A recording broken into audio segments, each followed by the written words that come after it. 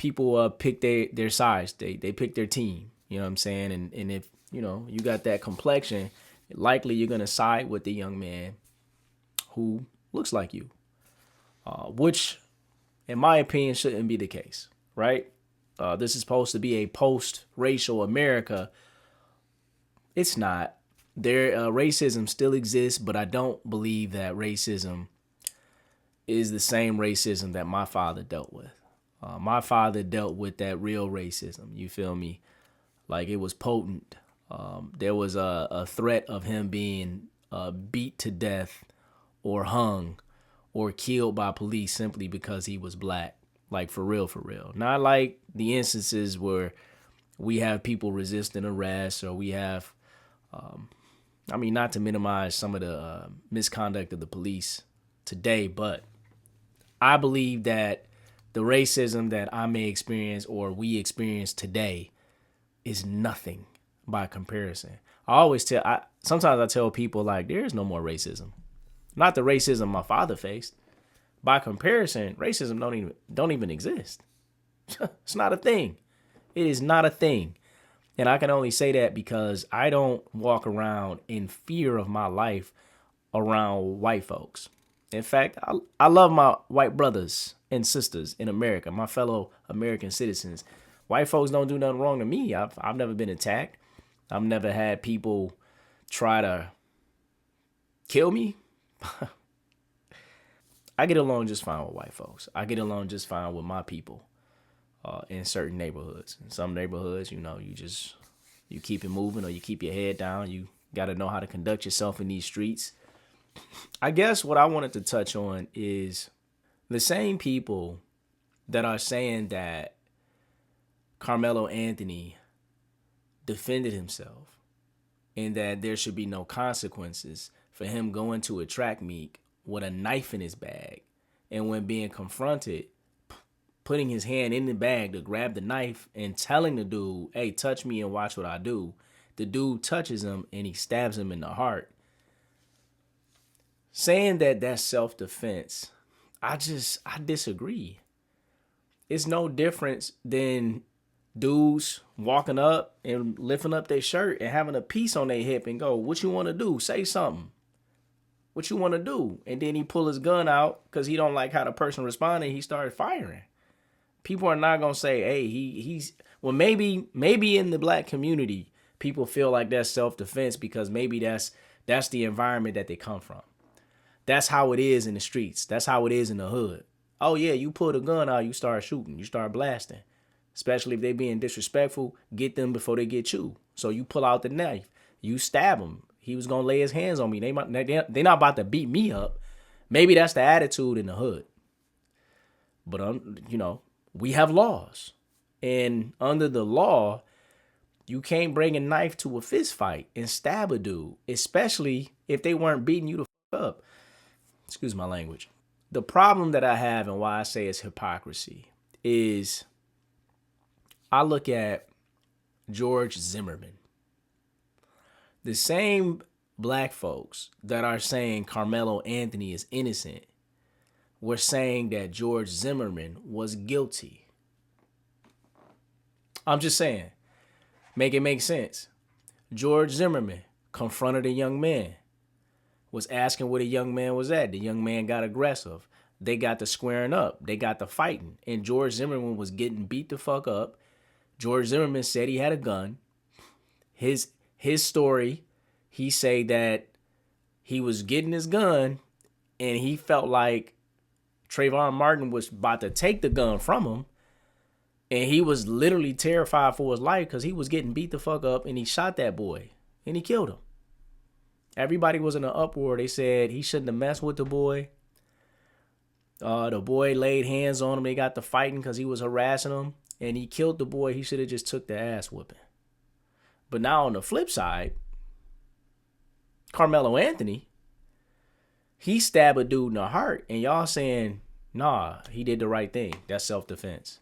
I don't get it. How is George Zimmerman guilty in your mind, but Carmelo Anthony be innocent? And black people a lot, we claim racism in this country. We say, hey, the justice system is racism. Your justice is racist. You have a difference, the same things that we complain about in society, and we say, hey, the justice system is not fair. There's two sets. There's a different standard for black people when it comes to the justice system. You have a different standard for black people in the justice system. Whereas a white man did something, you wanted him to be found guilty.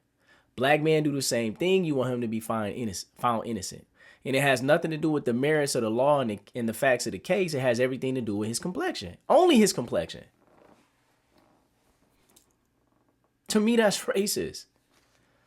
And this is not even about race. These are about kids. This is about culture. Whether or not you should be bringing a knife to a track meet and stabbing a dude to resolve a confrontation. What's wrong with y'all? Hey, if a dude get aggressive with you, either he punk you, you keep it moving, or you stand up to him. You throw dukes. You put your dukes up. Y'all get into it. You take that ass whooping. I'm saying, this was not an environment where he was afraid that he was going to be killed. Not at all. There was no threat of death on him. There was more annoyance, irritation. And I mean, I don't have the facts, but based off of the facts that were given in the initial stories that were brought out by the news, that he was sitting where he wasn't supposed to be sitting, allegedly. He was confronted by the young man. He was told to move. He said, leave me alone. They started grabbing his things and moving him like, you got to go. He reaches in his bag. He puts his hand in there and he says, touch me and watch what I do. And the boy touched him and he proceeds to stab him. And then he took off running. Then the young man that touched him died in his twin brother's arms. There's a lot of speculation in terms of, outside of what I just said, there's a lot of speculation of other facts and scenarios that may or may not have taken place, which have not been substantiated, which will eventually come out. But at the same time, there was no one else there with a knife or a gun or a bat or a stick.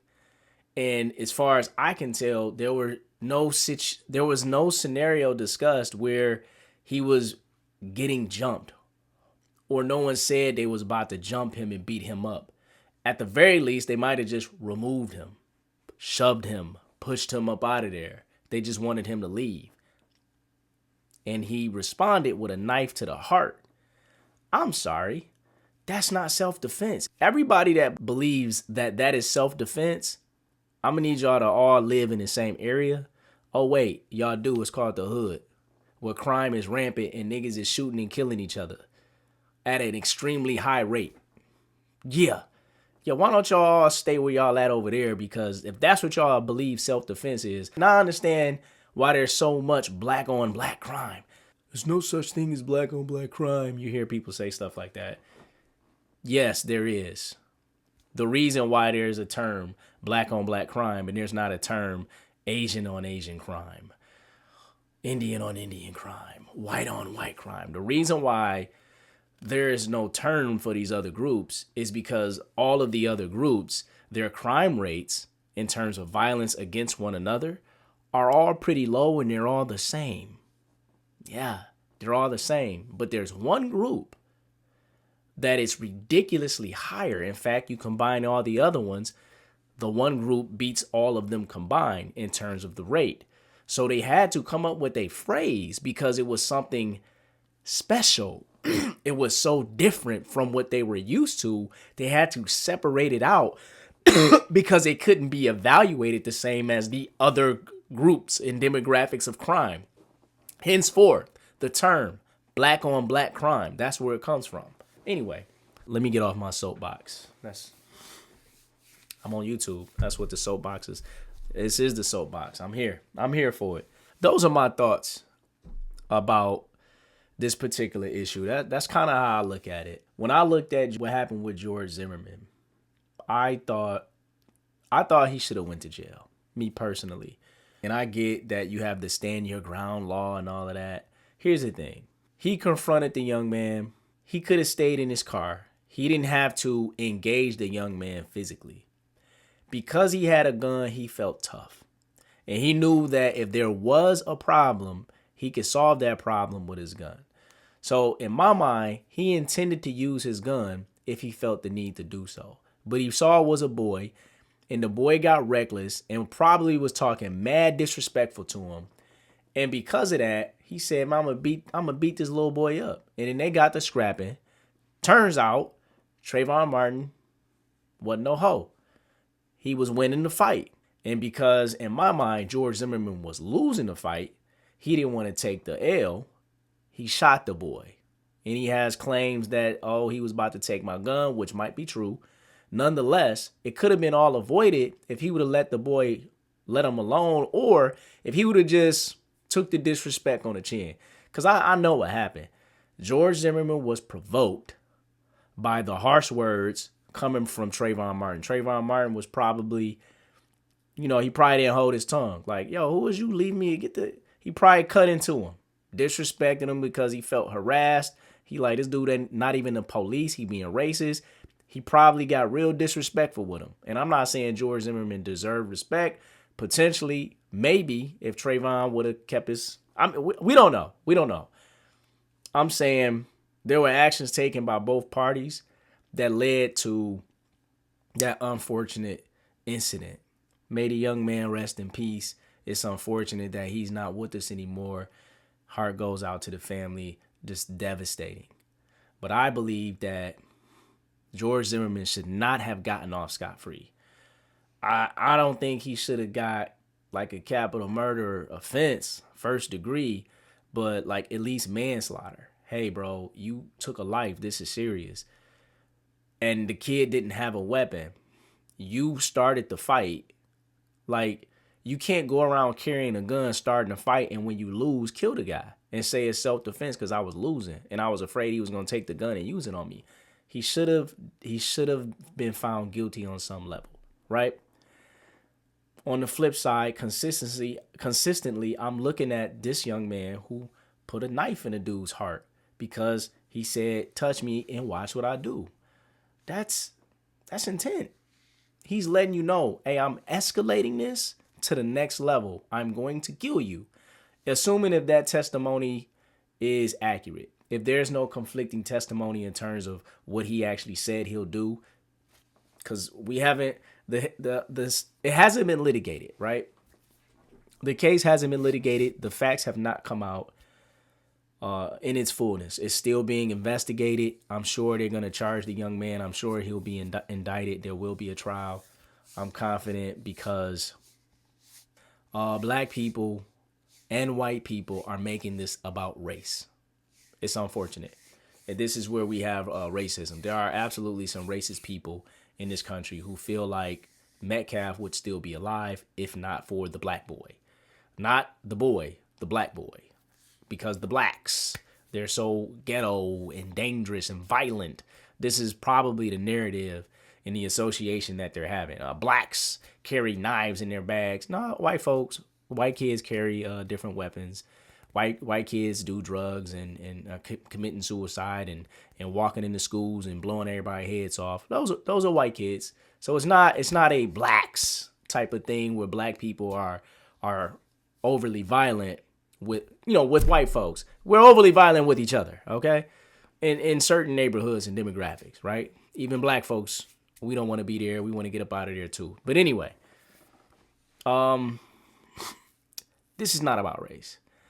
This is about our culture. And this is about the fact that our young people don't know how to resolve conflicts. They don't know how to deal with bullies.